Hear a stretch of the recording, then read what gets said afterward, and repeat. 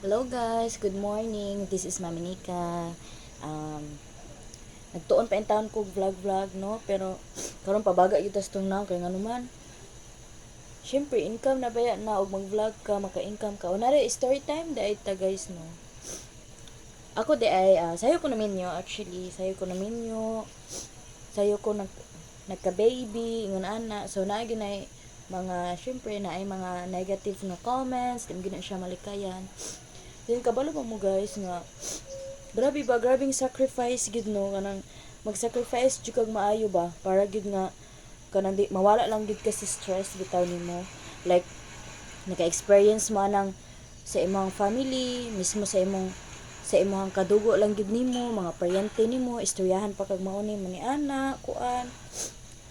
Siyempre ana lesson learned na pud na sa ato nga ingon ana di ay sila kung sa una wa ko'y paki wala tay paki ako wala jud ko'y paki sa una nag-eskwela ko sa una wala ko'y paki sa ilaha unsay mga family problem pero karon nga naminyo ko na realize na ko nga kanang di jud ay lalim nga dili lalim mo tuo din ka sa isa nimo ka parente sa isa nimo ka sige lulog lola na nimo dili nimo masaligan actually di nimo masaligan kay naa gid kay parente nga grabe gid kaayo sila mang down sa imuha.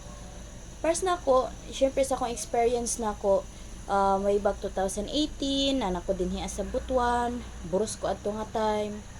Karang dagag mga istorya ba, ingon ana nga, kay actually taga Davao jud ko niya, ang iingon nga, ako mama to asa abroad, ana, gichatan ako mama, nga dili ko pa anhi og Butuan, kay patagamon ko. Kaya bitaw yung nga istorya nga mismo, sa imuha ginang parente ha, sa imuha ginang parente, nimo makuan di ma-hurt jud ka kay istoryahan kay ingon ana grabe gyud nato kakuan kaayo mao nang ingon ana no maglikay-likay na lang gid ta mas maay nang mag focus na lang ta sa kaugalingon nato mag-focus na ta sa tong pamilya nga rago dili lang gid ta ingon nga maglibak-libak no kay mama pangit kaayo, oh my god. Sige, bye.